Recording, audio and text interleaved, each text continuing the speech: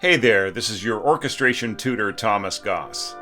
Last week, I was looking through my notes and drafts for my next book, 100 Last Orchestration Tips, and I realized that I'd accumulated around 100 topics or so from different questions I'd received in the Orchestration Online community, and looking over your scores and seeing where I could possibly help clarify our craft with more information.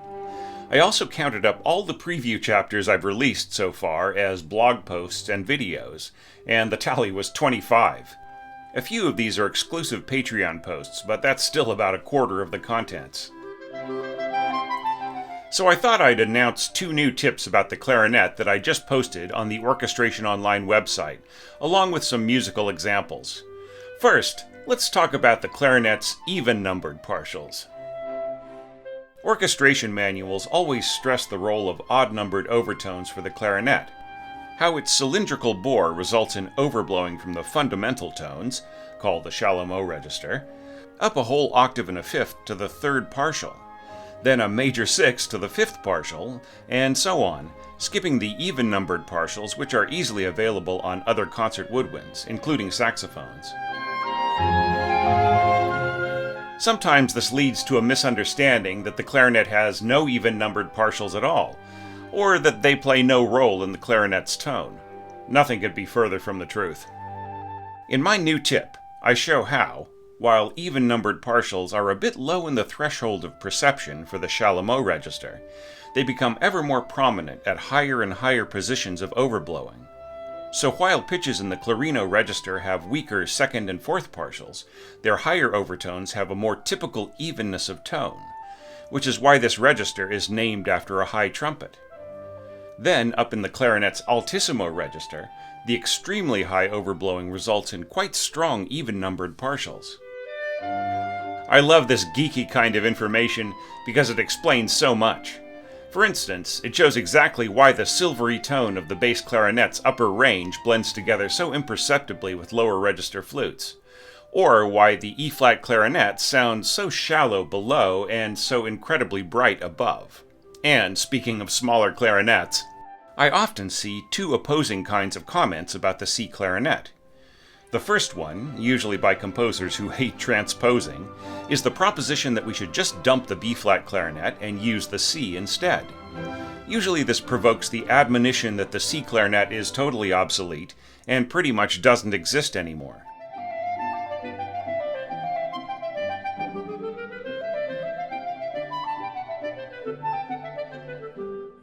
Both comments are wrong, because the C clarinet is no substitute for the B-flat, due to its very different character of tone.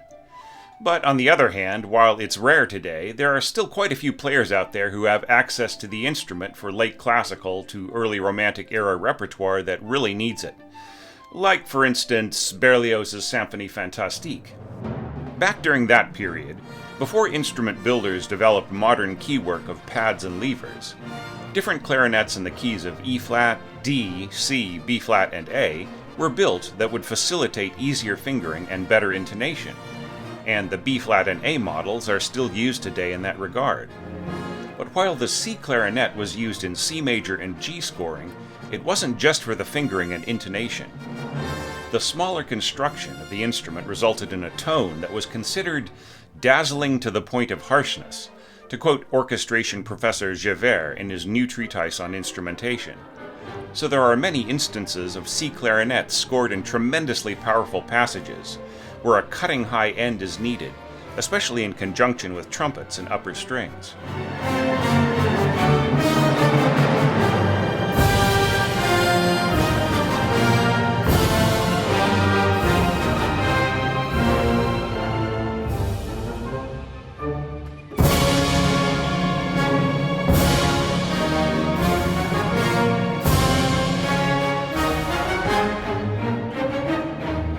All the same, C clarinets were always at a disadvantage due to their thinner overall tone, piercing high register, and shallow low end, at least compared to the more ideally balanced clarinets in B-flat and A.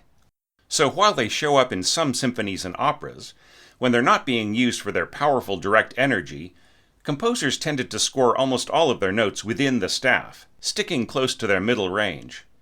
But there's another quality we can see emerging in the C clarinet's use: imitating folk music, especially in passages with other winds, almost like a village wind band.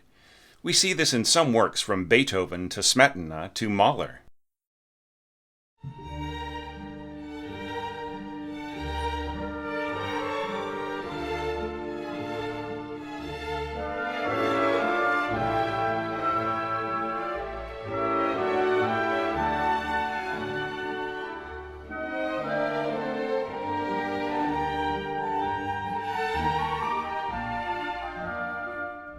C clarinet really lapsed in usage during the 20th century, but recently it's been making a comeback, especially with some instrument builders offering high quality but less expensive options.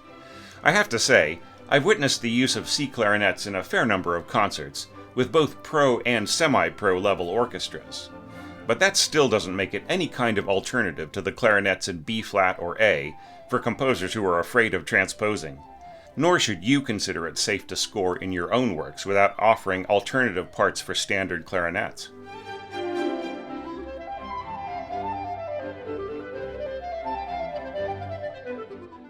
And look, if you really can't handle transposition, stop worrying about the C clarinet or any other instrument. Just score in concert pitch, but make sure that your players have transposed parts, right?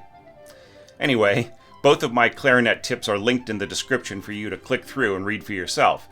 But I thought I'd end this video with score plus audio for my C clarinet tips musical examples, so you can hear that exact quality of timbre for yourself. More tips coming soon.